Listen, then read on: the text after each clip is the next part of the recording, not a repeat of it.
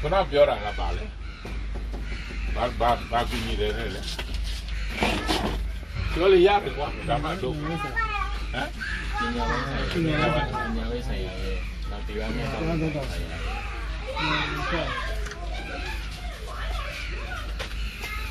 ဘယ်လုပ်ပြီလဲဒီလုပ်တာလိုက်ပြောကူဘယ်သူကိုကုန်ရဘယ်သူဟုတ်လားတို့ကုသကောင်မလုပ်နေဘယ်ဖះတို့စင်းမှတ်တာလဲကြမ်းမမှတ်လားဒီမှတ်ကိုကမလို့ရအမဘာလို့ခဲ့လဲပြောပြပြီးတော့ဘာနဲ့ဥပမာပြတယ်မင်းတို့ကတော့ဆယ်ရက်လောက်ကစားကြတဲ့ဟင်းတွေတန်းစီပြဘယ်ဟင်းလို့ဆိုတော့ပြောနိုင်တယ်ကျွန်တော်တော့တော့အခုဆိုအခုဘာနဲ့မှမလဲဘောပေါက်လာဟုတ်ကိုလိုတဲ့သဘောကညကပြန်တရားတော့ရေဓမ္မဟိတုပပအကြောင်းနဲ့အကျိုးအဲ့ဒီနှစ်ခုပဲမင်းဘက်ကအကြောင်းတစ်ခုမလုပ်သေးဘူးအဲ့ဒီအကြောင်းနဲ့ပတ်သက်တဲ့အကျိုးတစ်ခုမင်းအကြောင်းတစ်ခုလုပ်ရင်တော့အဲ့ဒီအကျိုးလည်းလာမယ်နောက်ကအဲ့ဒီနဲ့ထပ်ပြီးအကျိုးလည်းလာမယ်ထပ်တူနေဘူးသဘောပေါက်မှာတော့ရိပ်မိဥမာတော့ဘောဒီတရားမကောင်းဘူးလို့မတနာလည်းပဲပြီးတော့စိတ်ကတော့တော့တော်ရဒီစံဖန်ပတ်အဲ့ဒီကောင်ကြီးသူတော်ကောင်းလာမလားဘယ်လိုလာမလဲသူတို့တမန်ကမှကောင်းတယ်အပိမကောင်းလာမှာအဲ့ဒါသူကအဲ့လိုကောင်မလာမယ်လို့တတ်မှတ်တာဘယ်သူကတတ်မှတ်လိုက်သူ့အကြောင်းတရားကတတ်မှတ်ပြီအဲ့ဒီအကြောင်းကျိုးနားလေတတ်မှတ်တဲ့လူကပေါ်လာတာဘယ်လိုလဲမင်းအကြောင်းကြောင့်ကျိုးဖြစ်ပုဂ္ဂလဒိဋ္ဌာကြောင့်ဟုတ်လားပြောဒီမှာပြောနေတာသူတွေကတရားလို့ပြောတာတရားဆိုတာကအောက်ပိုင်းတစ်ခုကုသိုလ်ကောင်းမှုလုပ်တာလည်းတရားဟုတ်လားဒီဘဝလူမှာလိုက်ကူညီတာဟောဘာရင်းနေတဲ့လူကြတာလေဒါလည်းဒါတော့ပရိစ္ဆေရမှာအမေတော့ဘုရားပြောဒါလူကြွကြည့်လေငါဘက်ကထိမ်းမြောက်မလို့တရားမှာမိမိအကျိုးကျေးဇူးကိုနောက်တန်းတင်ပြီးတော့သူတစ်ပါးအကျိုးကျေးဇူးကိုရှေ့တန်းတင်ပြီးလုပ်တဲ့ဟာအားလုံး justice တရားပဲအဲ့တော့ကိုယ့်ရဲ့ကာကဝစီကမနောမကမှုကတရားတစ်ဖြစ်မဖြစ်ဟုတ်တယ်အဲ့ဒီတရားဆိုတဲ့ထဲမှာလည်းမြတ်စွာဘုရားသုံးချက်ပြတာမှန်မယ်ဟောကျိုးရှိရမယ်ဒီဖက်ကလည်းလက်ခံတာလို့ရမယ်အဲ့ဒါမှ extension ပြပြတယ်ဒီကောင်လိုချင်မလိုချင်နေတဲ့ဒီနှစ်ခုက compulsory ရှိရတယ်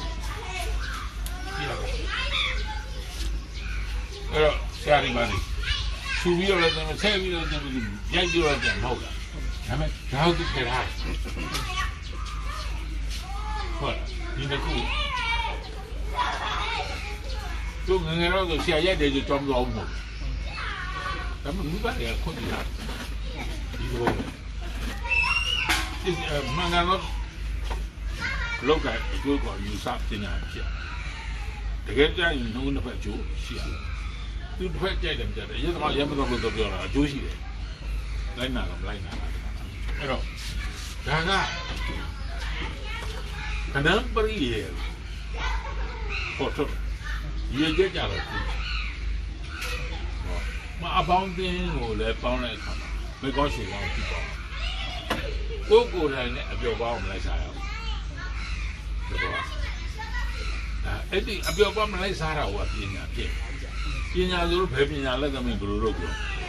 ဟာဘယ်ညတဲ့လူကဆိုဘယ်ညတဲ့ပညာပဲ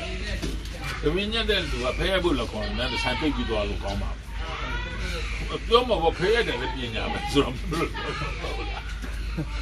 အဲ့ဒါကိုပြောကြမှန်တယ်မှန်တယ်လုံးလုံးအကျိုးရရှိတယ် ဒါမဲ့အများအပြားတော့လက်ခံလိုက်နိုင်ကိုကောင်းမလိုက်နိုင်လဲလုပ်တင်တာကိုလုပ်အောင်ဒါကကြာသာပရိရဲ့သဘောဟာအပေါင်းအသင်းမိတ်ဆွေဥဒုရေးရဟုတ်ပြီနော်ပညာဆိုင်ရာပတ်သက်တဲ့လုပ်ငန်းတွေတိုက်ဆိုင်တွေ့ကျိုးပြီးတွေ့အောင်မြင်တွေ့အောင်တော့အောင်တာလည်းအဲ့ဒီဘက်ကိုသူအားပါဒါကိုပြောတယ်ဒါတော့ဇီဝရှာတဲ့ချက်ပညာရှာတာအားကောင်းဆိုတော့အဲ့ဒါတဲ့တရားဘဝနာကျင့်သုံးမယ်ဆိုတော့လူကြီးနဲ့သားလာတယ်ဒီဟာအားကောင်းဟုတ်တော့လားဒါမျိုးလေးပြောအခုတော့ဒီပရိယေပဲတနင်္လာတာဘူးလားနဝရဘာအားကောင်းတော့လဲဆောက်တော့ဆောက်တော့ဆောက်လို့ဟုတ်ကဲ့ဆရာအတိတ်ပြောဆောက်တော့ဟိုကောင်ဘာလဲလို့မင်းပြောဟုတ်ကဲ့ကိုကသူ့ပြောမှာအခုတည်းကသူ့ကြွားဟုတ်ကဲ့ဆရာဒါအားကောင်းလားဘာတွေအားကောင်းလားလဲဟုတ်ကဲ့ဆရာတော့ကြလို့ပြန်ပြီဟုတ်ကဲ့ပါအတိတ်ပြောဟုတ်လားပရိယေတို့ပြောတာတော့ကြယူပါဒါကီလွတ်လပ်ဟုတ်လားဒီရင်းပြီပါဒီဝေးကိုယ်ထွန်းအောင်မင်းအချာမကြောက်ဘူးကွာမင်းဦးဘက်ကြီးရောက်ဒါမျိုးလေးတော့ရှာအားကောင်းတယ်ဆိုတဲ့သဘောကြောင့်ထောင်ကြနေတဲ့လူမင်းတို့ဒီဟာလို့ဆိုတော့လှုပ်ရှားအားကောင်းလို့ဆိုအချင်းချက်ကလို့ကောက်ကြခိုင်းတော့ဖမ်းတီးတယ်လို့ပြောတယ်ဒီတော့ကောက်ကြနှုံးရောက်တော့လို့မှာပေါ့အဲ့ဒါလေးကိုယ့်ကိုကစားဟုတ်မလားဒါလှုပ်ရှားအားကောင်းနော်ပြောဆိုတဲ့အကြံဉာဏ်စကားလေးအောင်သွားလာနိုင်တဲ့လုပ်ငန်းတွေမှာကျုပ်ဖြစ်သတင်းကောင်းတွေရတယ်တချို့ကတော့စောက်မမှန်ငါးတဲ့တော့သတင်းကောင်းစောက်နေမဟုတ်လားတော့ကြအားကောင်းသူကသုံးညွှန်းဆိုတော့ဘာဖြစ်နေလဲတော့ကြမှာအဲ့ဒါကိုအားကောင်းအောင်လုပ်ကိုမရနာကိုမရနာအားကောင်းဘယ်လိုလုပ်လဲအဲ့ဒါလေးလည်းလွယ်မလုံးနဲ့ခက်တယ်မင်းမရနာကိုကောင်းဘယ်လိုလုပ်မရနာအချင်းငိမ့်ပြရမှာဟမ်အထိုင်ဒီသူတိုင်းကြီးကဆက်ဆိုင်မှန်တော့ကြတော့ပြောအင်းရပတ်ပြတဲ့ကားတွေပြောအဲ့ဒါကိုယ့်ကိုသိတာနော်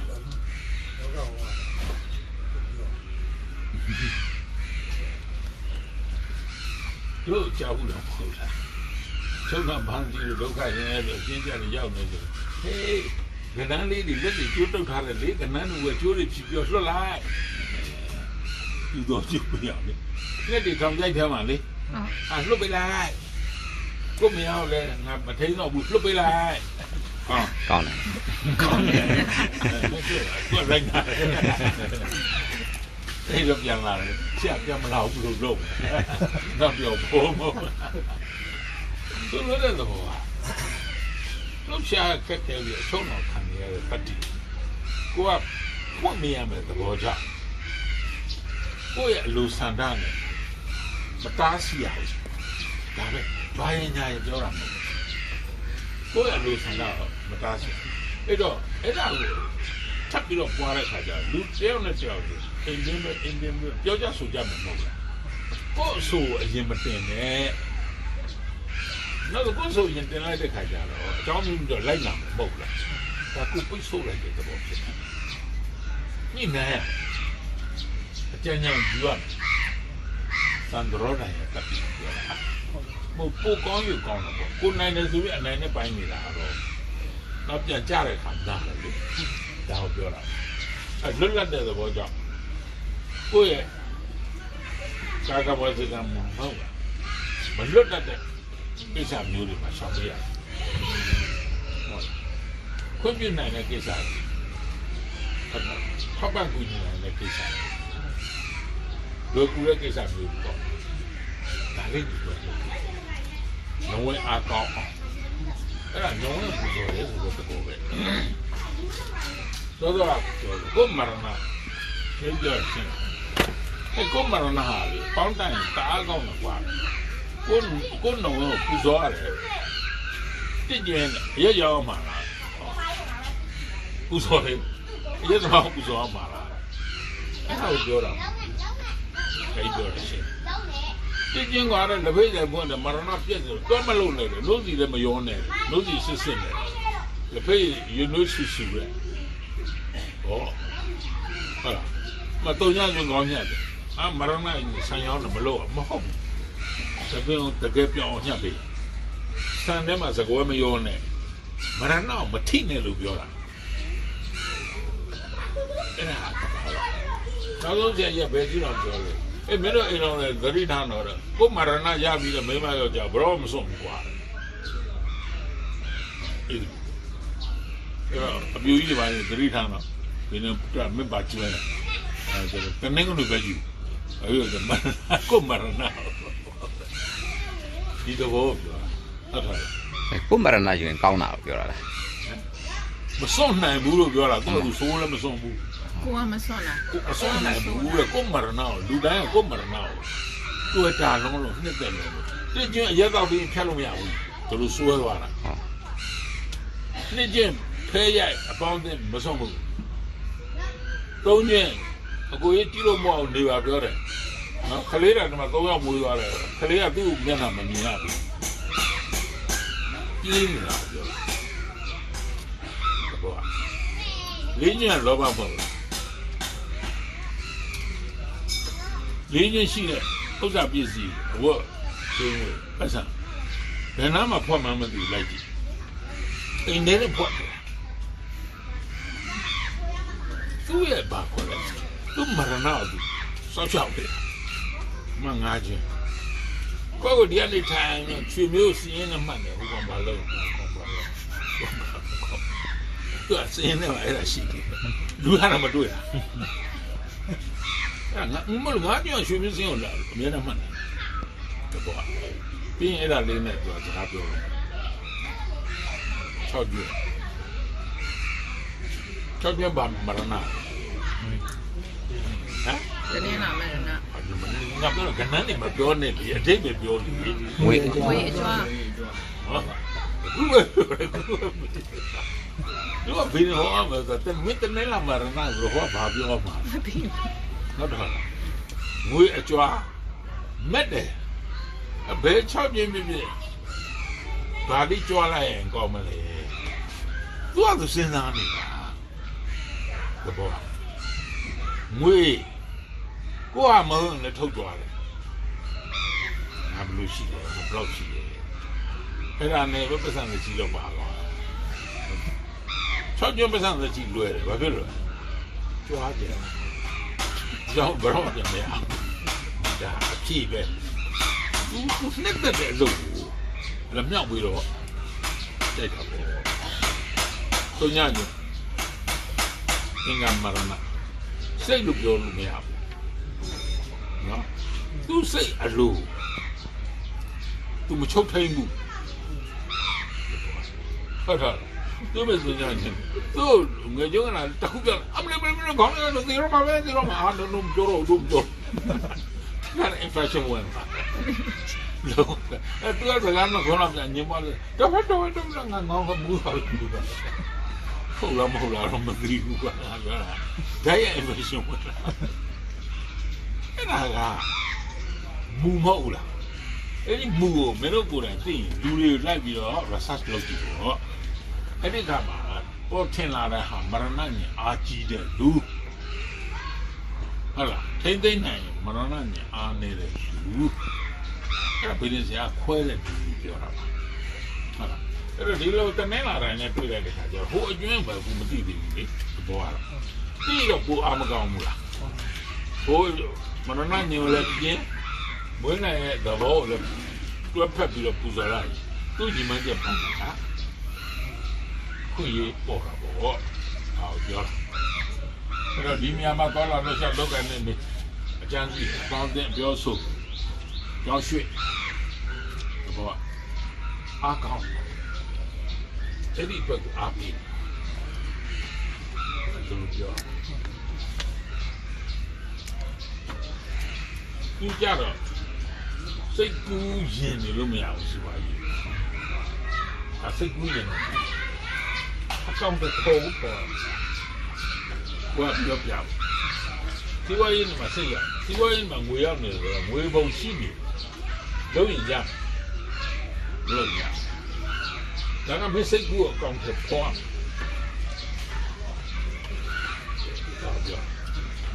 ကောင်းတဲ့ပေါ်ကတော့သူနဲ့ပတ်သက်တာပေါ့ဒါပေမဲ့အဲ့ဒါလို့ဆောက်ကျင်တယ်ကြိုက်ပြရတယ်ဘာမှမရှိမရှိကြီးရကောင်းတယ်တဲတော်နဲ့ဥဒတော်အရှိမထောင်ထားလိုက်ဒီနေ့ပြောလိုက်အဲ့ဆောက်ဖို့ရှိတယ်ဆက်ကောင်ပြောင်းလဲသွားလိမ့်ကိုယ့်ရဲ့တက်တာကညမကိုလုံးယူလို့ရတာတော့ဖန်တီးနေရဒါရဲ့လုံးယူနေရအောင်ညမအဲ့တော့တမင်းလာတယ်တက်တယ်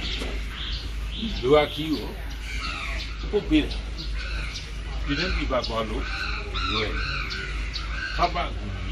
ရမယ်ဆက်သွယ်ရင်စကားကောင်းတဲ့ရင်ကောင်းကြားရ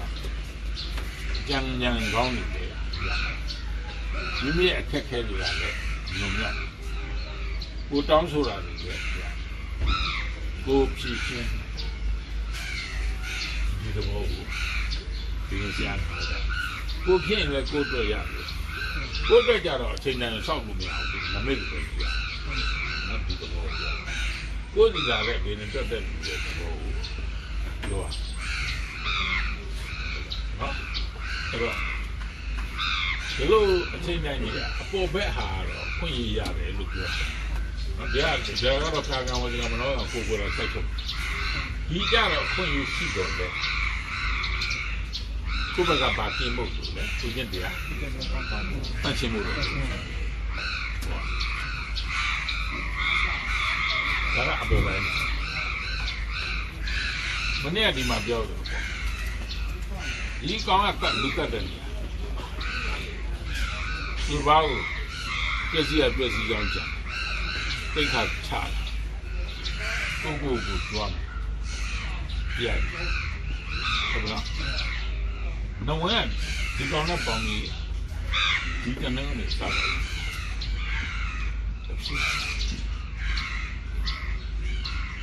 တော့ကိုကအဓိကကပါလေသူ့ကိုထိတ်ထုတ်တာသူ့ကြတော့ပူဇော်မှာအဲ့ဒီတော့ရန်သူလည်းတည်တယ်မိတ်ဆွေလည်းအားကောင်းကြောက်ဒီတနေ့နဲ့ကဘုရားတိုင်နဲ့ကြည့်ဒီခွင့်ရခံတာနမတ်လက်လေးမှာပြဒီတိုင်းကောင်းဆောင်ဖြစ်လာတယ်ဥဆောင်ဖြစ်လာတယ်အုပ်ချုပ်တဲ့လူဖြစ်လာတယ်အစု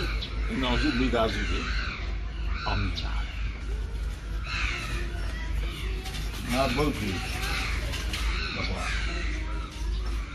ဘူလာလာပေါ့ဒါကတမင်းလို့ပြောတယ်ဘုတ်ဘူးငါဘုတ်ကြီးကဒီလိုပြန်တဲ့အနာဂတ်တွေများလူနာမတယ်တော့မှတော့ဟိုတော့ဓမ္မလူကြီးပါညာလို့ပြောလုံးကဟုတ်တယ်အစိုးရဖွဲ့တော့ကော်မတီကအကုန်လုံးနဲ့ငါလည်းမတည့်ကွာအများနဲ့ဒိုင်ဟန်တိုက်ချက်တယ်လို့ဖြစ်တယ်ညကောကတော့ဘူးရပေါ့ကွာလားအဲ့ဒါကွာဟုတ်ကြည့်တယ်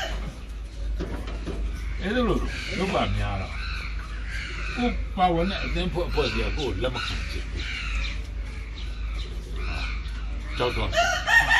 အဲ့ဒီကြောက်တော့နဲ့ဘယ်ရောက်သွားလဲဆိုသံဃာတော်တိုင်ရောက်သွားတယ်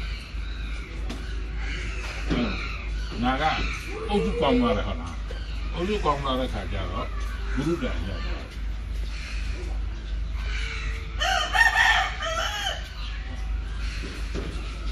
းငါကြွားမှာအမလူငါတယောက်တည်းတရွာလုံးဖွဲ့စည်းရတယ်အတွင်းငါကောမီလူမျိုးရေးကောမီဘူလာနာတောင်းဖြစ်လာလို့တုံးဒီလူဆိုင်ဖြစ်လာလို့အားကစားအတွင်းအကုန်လုံးကပဲရုပ်ပဲဆိုလို့အိမ်မှာစီးဝဲလို့တယ်နော်ဒီနွေးကြမ်းနဲ့ပဲလို့ဟာဒီကိုမပြတ်လူမျိုးရေးဖွဲ့စီးဝဲဥပပဲပြီးပြန်နောက်တစ်ဖွဲ့ဝါဆိုင်အဲ့ဒီလိုဒါမှနာမကောင်းရအောင်လို့အဖွဲကြီးတိုင်းမှာအမှုရှင်းဒါမျိုး ဘာကြောင့်လဲဒီအခိုက်ကြောင့်လက်မခံတဲ့ရွာလုံးလက်ခံတယ်那一样那么看那个叫做哦，哪个用不改？有的问这路问伢你话的路啥地方的？我真高兴啊！哦，那没有要过来你要，你没骗到我。那个一开始呢，什么？你找你来讲嘛？我说好不好？လူမနီယာမရောက်ပါလားအဖြစ်အဲ့တော့ဒီဘဝသုံးခုကဘာလဲလို့ငါဗုဒ္ဓသားတွေမသိခင်တုန်းကရှင်းပြောရောကျွန်တော်ချက်ပြီးတုန်းကဖေးရတဲ့ပြဿနာတက်လိုက်ဒီမှာသုသားမျိုးကိုပြင်ရတာပဲတရားပဲရောက်နေမှာတော့ကိုယ်လည်းပြောထားလိုက်ဟုတ်ဖြစ်တယ်အဲ့တော့ဘာဖြစ်သွားလဲခါကြတော့ဒီဗုဒ္ဓကဒီခိုက်တဲ့မဝင်တော့ကျွေးရှင်တော့တန်းစီနေမနဲ့ကြအိတ်ရောစားရတာ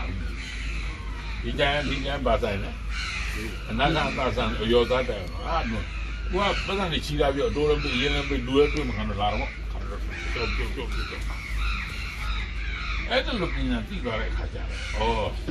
ရှင်းတဲ့ပြန်တဲ့နိုင်တဲ့နဲ့လက်ပတ်တဲ့စိတ်ကြီးအမဝေးတော့ဘူးဆိုတော့အုပ်စုကိုပူဇော်လိုက်လာကျွေးရှင်တဲ့ကောင်တို့တန်းစီဘယ်လိုငါးပြားစီမှမလုပ်ငါစိတ်ညစ်လို့တော့ခုသလိုတာတေးတပြားမြငါစိတ်ချမ်းသာတာရတဲ့ပစံနေတိုင်းခွဲပြီးနေတာရတူနော်ကျွေးရှင်ချိန်ချောက်တဲ့ညီလာနဲ့လာလုံးဝမနေကိုလည်းလို့အဲ့ဒါဒါပေမဲ့ကိုပြောတဲ့စကားတီလိုက်ရင်တော်ရီလိုက်ရော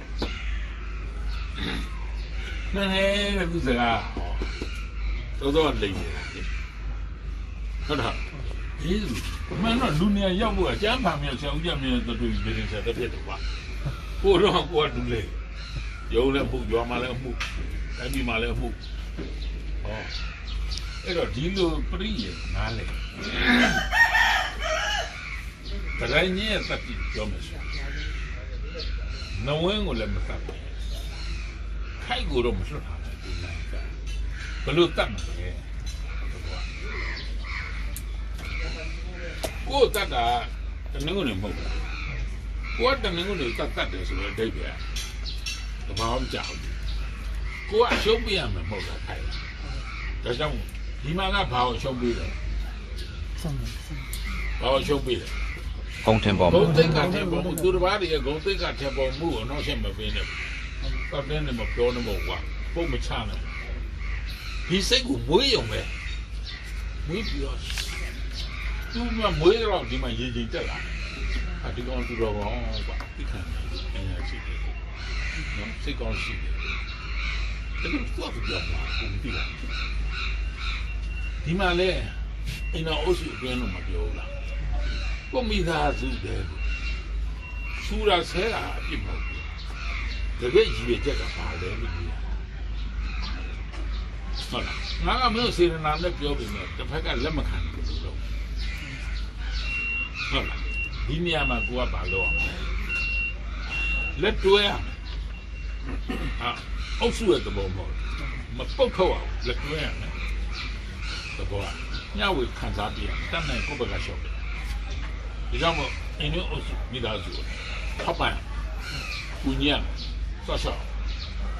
ပြောမဲ့ဘယ်တလေပြည့်ပြည့်တွေရလိုက်ကျွေးစားကြည့်ကြပြီးစားကြည့်ဒီနည်းရရှိဒီမျိုးရလို့ကိုပေါ့ဝင်တယ်အဲ့ဒါဆိုဘာဖြစ်လာအနာတီရောဟောစားသူပြောတဲ့အမေကိုလက်ခံတာပေါ့ဒီပေးစားတာပေါ့သူတောင်းဆိုရင်လိုက်ကြကြတာပေါ့သူမကြိုက်တာတားမြင်လက်ခံတာပေါ့ဒီကျိုးပြည်စီကိုပြန်ကြဒါသဘာဝဟုတ်လားကျောင်းကငါ့ထက်မှဒီလိုသုံးသင့်ပြောင်းလာလေတွေ့တယ်ပါလားဒါမဲ့လက်တွေ့ကျင့်တာမကျင့်တာဟိုထိုင်ကဒီနေ့ကျလုတ်ပြီးအဲ့ဒီသုံးခုငေါ့လို့ပြ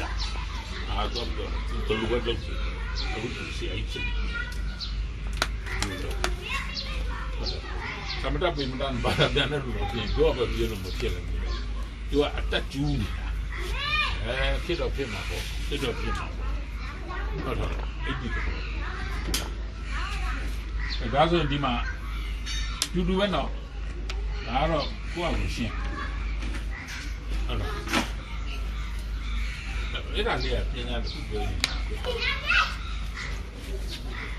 ဘယ်တဲ့နည်းနဲ့ဒါစုံမှာပါရှိတယ်ဒါကြည့်လို့လားဒါတော့ရှုပ်နေတာပေါ့ဘယ်တဲ့နည်းနဲ့ဖြစ်ဖြစ်ဒီလိုအိမ်အောင်နေရမှာစကားကြီးရောက်တဲ့ကြောင့်ပဋိစကားကြီးတပြောကြည့်ကြိုက်သူလည်းပြောတယ်ဒီနေရာလို့ပြောတယ်ပြောဘယ်လိုမကြိုက်သူ့အကြောင်းသိသွားမယ်ကြောက်လို့အမလေးမကြိုက်ချောင်ဆောင်တာအပပဒီကြိုက်ပြောဆိုတယ်သူ့အကြောင်းသိသွားမယ်အဲ့ဒါရှောင်းအမစုပ်အောင်ခံရတယ်ဟုတ်ပြီနော်ဒီမှာတနင်္လာသားသမီးကပါရှိတယ်စုပ်အမလေးသိခါကြီးကိုမိုးမတင်တာနော်တောင်းလို့စားကြကားကြတော့ကတော့ကြည့်ပြန်ပေါ့မဟုတ်တယ်သူရိုးရိုးလို့မဖြစ်ဘူးအဲ့ဒါအကြည့်သိရတယ်ဟုတ်ပြီနော်နောက်ဆိုမေးကြည့်လိုက်ဒီဘာလို့လဲကိုပဲဆန်ကြည့်အောင်ဟုတ်တယ်လားဆရာပြောတာဖန်ပေါ်တယ်လို့ပြောဟုတ်ပါဘူးဒါဒီတော့စောင့်မှထင်ကြီးနေတယ်ဟုတ်လားထင်ကြီးခံချင်းနေတော့ပြောတာဒီကိစ္စနဲ့ပတ်သက်ရင်လုံးဝထင်နေတာအဲ့တော့ဒီမှာသူ့ကိုတတ်တာဒီလိုဒီတော့တော့မလုံငန်းတွန်းတော့သူအလုံးအဲ့ဒီလိုအတူတူပုံမှန်ကြအလုံးသူကငါသားခွန်တော့ဒီခံဒီဘက်ကိုတော့ဆိုဆက်ဆံမှုလေးသူတော့ပေါ့မချမ်းမ်းရုံးဆင်းနေပါတော့နည်းနည်းပြပြလိုက်တော့ဒီအုပ်စုအတိုက်ခတ်တော့ကြတာအဲ့ဒါကိုတော့သူမြန်မဆေးဘူးလေဟုတ်တယ်အဲ့တော့ဒီခိုက်ကိုတတ်လို့နိုင်ပြီဆိုရင်ဒီမှာကိုလုံးမြောက်မှုကိုရီမန်ကြပန်လာကိုပေါ့ဝင်ကြကြည့်နိုင်ပြီးတော့ရှုပ်ပေးကိုကူညီထောက်ပံ့တာပေါ်လာအဘယ်လာမမေးတော့ဘယ်သိပါတမယာမေးတမယာတော့ဖြစ်စီပေးရသူတို့ကကျူးချက်ကျူးဆက်ပြီးတော့ဒါကြောနော်အဲ့တော့ပြောလို့ဆိုမလို့ဘူးလားအင်းအားချက်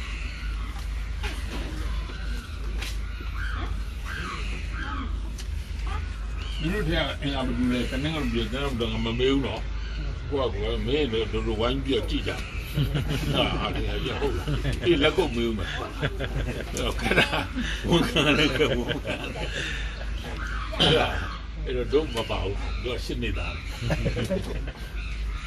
အင်္ဂါကြည့်လိုက်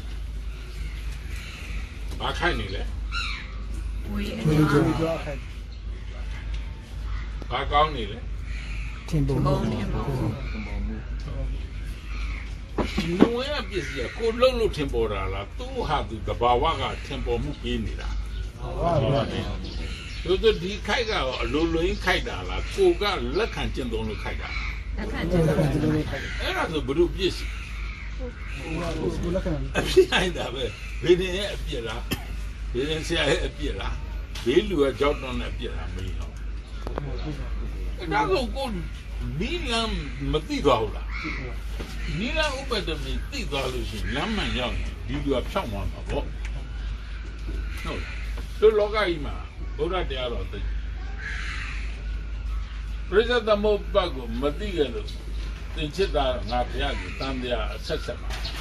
ကျင်လေခဲ့ရပြီအခုပရိသတ်သမုပ္ပါ အဆက်သိပြီးတော့ဖြတ်နိုင်တယ်ဆိုငါဘုရားလွတ်မြောက်ပါသင်ချစ်တာလို့လေပရိသတ်သမုပ္ပါဒ်အဆက်ဖြတ်နိုင်လွတ်မြောက်တို့လည်းဒီဘာကြောင့်ဖြစ်နေတဲ့ဒုက္ခရဲ့ဆက်သွယ်ပုံလောကီမီနဲ့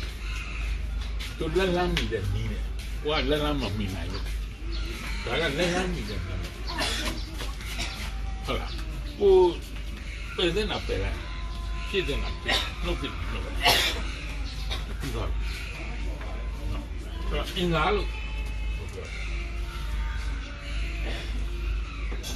နှုံရသူ့ထင်ကြီးလေးစားတဲ့ပတ်ဝန်းကျင်အလိုလိုသူ့မသိသေးတဲ့ပတ်ဝန်းကျင်ပြောသိတဲ့ဟာတမျိုးတော့ပတ်ဝန်းကျင်အင်္ဂါကိုကြည့်လိုက်ထင်ကြီးတယ်ဟာဘာဝနံပါတ်ဘော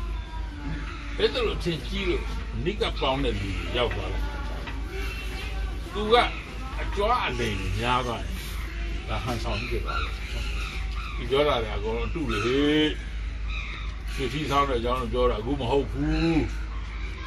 ဟောပြောင်းသွားဘာလို့သိလို့ပြောင်းသွားလဲမေးရင်ဒီတနေ့လာအကြွားကိုမြင်သွားလို့သိသွားပြီငါမင်းတို့ကူညီရင်ငါမပလောက်မှမရှိတယ်လက်တွေ့ကြတော့အေးကိုလည်းပြောတော့ဟုတ်တယ်အခုမရှိဘူးဖြစ်သွားတော့အဲ့တော့ဒါအလေးမဖြစ်သွားဘူးသူ့အထင်ကြီးတာလေဟာလူတယောက်ကအမားတကပြည့်ရင်ဘာလဲဆယ်ကကောင်းနေမကောင်းတစ်ခါပြည့်လက်ပါနဲ့ကြီးစွာရပြီမလို့တစ်ခါလိမ့်မိတစ်ခါလုံးဒီကောင်လိမ့်နေဒီကောင်လိမ့်နေဒီကောင်ကိုးကကောင်းတာကိုတော့ဟုတ်လားငါဘလောက်ကောင်းကောင်းနေသိမလားဟောကိုဆိုးခဲ့တာလေမေ့သွားပြီလား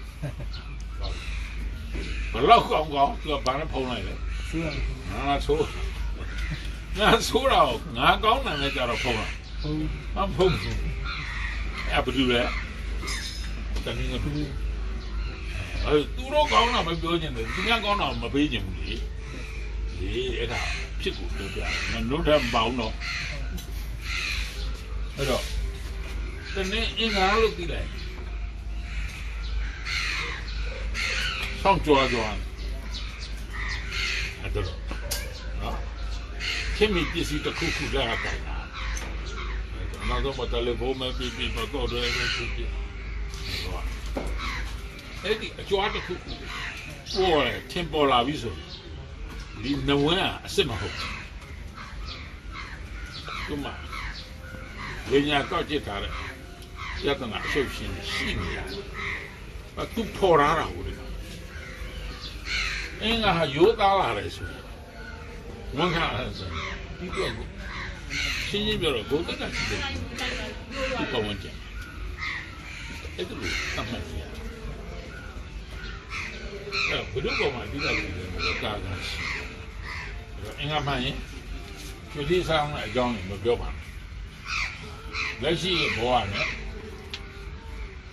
ဒီနေတဲ့ပြောဆိုအနေကလောက်ကံလို့ဝန်ခံပါတနေ့လာတက်ပြန်ငွေကြွားလို့ပြရှိတာထုတ်မပြောပါအကြွားနဲ့ပြီးတော့စင်မြောက်ကနားကုန်တဲ့သဘောမျိုးကြိုပြီးတော့ပြောတာဘာလို့မအဲ့ဒါလည်းအကြွားလည်းမပါဘူးငါပုံတော့တော်ပြီစနေဆောင်နေအဲ့ဒါကတော့ဘာလဲအဲ့တော့ဘယ်သူကိုတတ်လဲလို့မင်းဒီအင်္ဂါဘယ်သူကဘယ်သူကိုတတ်လဲသူနှုံးရတတ်တာလားခိုက်တတ်တာတယောက်ဒီမတတ်ခိုက်ကလုပ်ပေမဲ့နှုံးရလည်းကောင်းတယ်လို့ဆိုရင်တတ်တာကိုပြီးတယ်ဒီပြတော့အရက်လည်းတော့တော့ကွယ်ရောက်ကောင်းကျိုးလူလည်းလုပ်တော့ကွယ်သူနစ်တော်ကြီးသူရမေရရအပြစ်ကသူ့ဒုက္ခပေးပါဆိုဘယ်မှာတွေ့ကြည့်လေသင်္ကန်းကမှဟိုအလောင်းမျိုးဝဲကျင်းတူးတဲ့ကောင်နှစ်ပလုံးတော့တိုက်ရတယ်ဘယ်သူကတူးလဲမေးတော့အခုပဲကျေးဇူးတင်ငါပင်နေရင်တော့ပင်နေမြန်မြန်ကြစင်းစစ် ကိုတော့ပလဲလေရက်ပြီဟာနှစ်ပလဲတော့ပေးအားရကြီးပါလားအခုတော့အမေအဲ့ဒီကောင်လေးနှစ်ပလဲပေးလောက်ပြင်ကြပါဒီတော့ဘောကအမှန်တရားတစ်ခုကတော့တစ်ဖက်ကြီးကိုအကျိုးပြုတာတော့ကုသိုလ်အကုသိုလ်တော့ပြတ်တိုင်းလို့မရဘူးအကျိုးပြုလို့တော့ဦးနာပြန်တယ်မင်းတွေငါနိုင်တဲ့ဟာနဲ့ငါဒါအကျိုးပြုတော့ဒါအဖြစ်ပဲလူတိုင်းကိုတောင်းကိုယူနေကြတယ်တောင်းမယူတဲ့သူကသူလောကရက်ပဲဘယ်သူကပဲလောကရက်ပဲလေဘယ်သူမှတယောက်တော့မပဲဘူးလောကရက်ပဲဒါပဲလောကရက်ပဲလို့ဆိုဘာပြောတာမြန်သေးတယ်ဒါပဲဘာပဲဆိုတော့ကိုကရုံမာတဲ့ခါကျတော့ကိုပတ်ဝန်းကျင်လူတွေဒီကောင်ကမပြင်းနိုင်ဘူးကွာဒီကောင်ဟိုဟဲ့အဲ့ဒီအားရစုတာဖြစ်နေအဲ့လိုကိုမအားရစုတာဘာနဲ့ဖြတ်မလဲခိုင်းနဲ့ဖြတ်မယ်မဟုတ်လားခိုင်းနဲ့ဖြတ်နှုံးတိုးလားနှုံးကိုထိမ့်မယ်ဒါဖြစ်လေဒီလွတ်တော့ဟုတ်လားကိုရဲ့ကျိုးစားမှုအောင်မြင်မှုတောင်းတမှုအားလုံးခိုက်ကိုပတ်သက်နှုံးရသူ့ရှာပေးတဲ့ကိုကိုရှာလို့ရတယ်တထေးလို့လောကမှာမင်းတို့တွက်ကြည့်လေဟုတ်လားသူပေးတော့မှလေတထေးတွေသူမပေးတော့ပါဖြစ်လေမင်းမကြာတောင်းလို့မရဘူးသူပရိယာသူပြန်တတ်တာအခုတော့ရှိတယ်အခုဆိုကိုကအများအားဆုတ်ကန်နိုင်တော့လွတ်မြောက်မှုအားနေပါကိုသိရင်ပြန်လိုက်ရင်တော့ဆက်ချင်းလွတ်မြောက်ပြင်မှုပဲအရေးကြီးတယ်ပြင်တဲ့ကံမှာလည်းကာကံဝစီကမနောကံရှိတယ်လေတတ်နိုင်တော့မနောကံအစပြရဒီလိုပြောတာဒါလို့ဆိုရင်ငါတိုင်းရဲ့အချုပ်ကမလိမ့်ပါနဲ့မစွာပါနဲ့အရှိကိုအရှိတိုင်းဆက်ဆံပေးပါအဲ့ဒါလို့ဆိုရင်ကိုကိုသိခါကိုတင်ရမှာလားပေါင်းပြန်တင်ပေးမှာလားသူထင်ကြည့်တာလေတော့အင်္ဂါပေးတဲ့ဆရာရိုးသားကြည့်သူလူချင်းပေးတဲ့ဆရာတဲ့နာမကြည့်ဘူးဘာကြောင့်လဲသူကနုံးကတ်သွားဟုတ်လားဘယ်မှာပုတ်ကြည့်တယ်ဟုတ်တော့ဟုတ်ပါမူလပုတ်ကြည့်မသိခင်ကဘုရားရဲ့ရာဇလုံးတော်တော်များများဟာရှင်သိပြန်လို့နိုင်တဲ့အကြည့်ဒီနေ့ပဲ၆ပုတ်ကြည့်လေလို့တဲ့ကွာသူသားကြည့်ဆယ်ရဲဒါလေးတွက်ကြည့်ငါပြောကြောက်ကြမလို့ဘူး၆ပုတ်ကြည့်သဘောဆောက်ကြတယ်ဆောက်ဆက်ဆက်ဆောက်ဖို့ဆောက်နေတယ်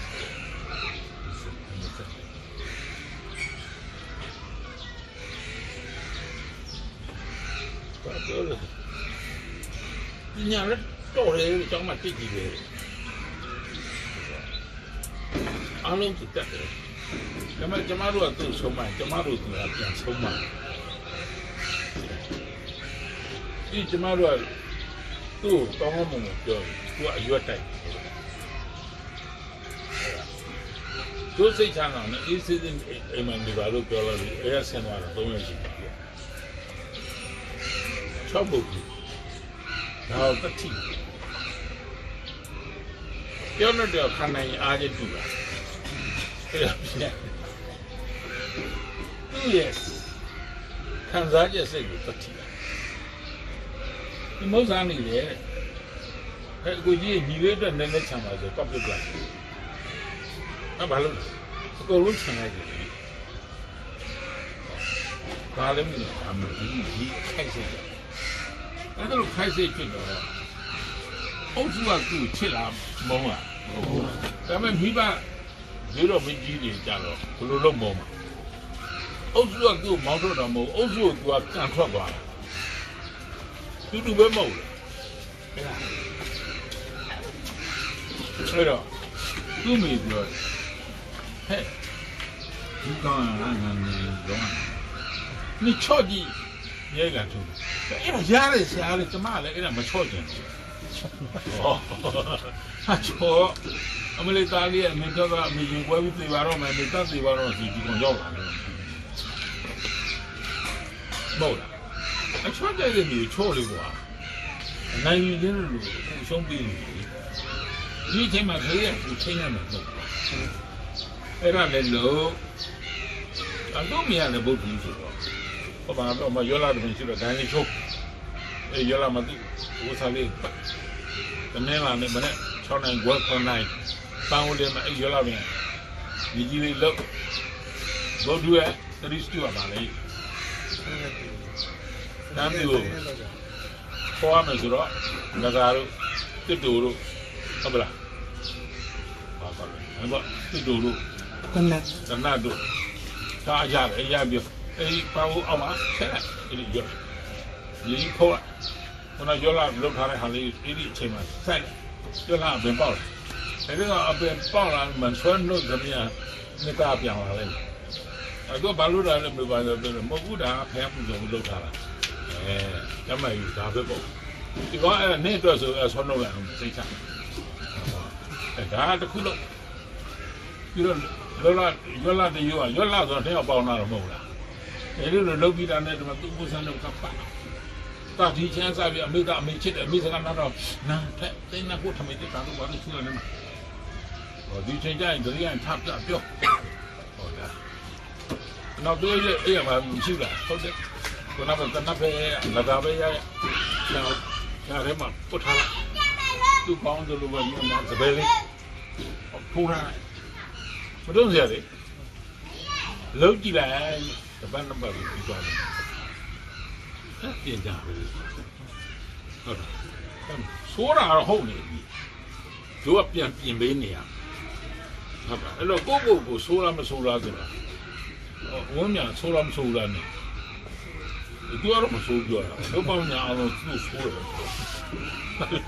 သူလို့ချင်လို့။သူဘယ်လိုဆိုး။ဒီဖုန်းကြောင့်မနဲ့ကြောင်းတော့ကားလေးလိုက်ပြီးပြောပြီးလား။ရှိရပါစားမိဘတွေပြေးလာငါ့ကိုပြေးလာဘာတွေလိုက်ပြေးလဲဒီတော့ကတော့အော်ဒီလားဆဲလိုက်မကင်မနဲ့တို့ပြောတယ်ဘာလို့လဲဟုတ်တော့သိမလားတရားကြောငါကြားလာ90ဘာလို့အော်ကြမဘူးနဲ့ဟိုကပေးရဟာ你菜呀了就这样了，你差不多，你看不小，